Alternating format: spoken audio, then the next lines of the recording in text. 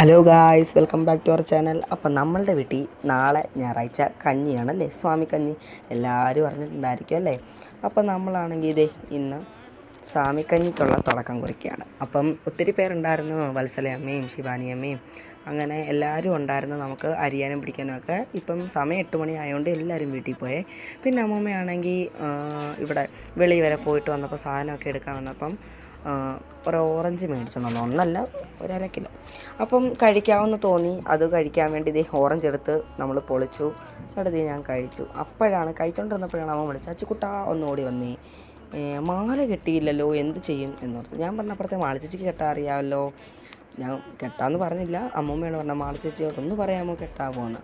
അപ്പം ഞാൻ ചെന്നു മാളിച്ചേച്ചിയെ വിളിച്ചിട്ട് വന്നു. അപ്പോഴത്തേക്ക് ഇതേ ഞാനാണെങ്കിൽ മീൻ നോക്കുകയാണേ.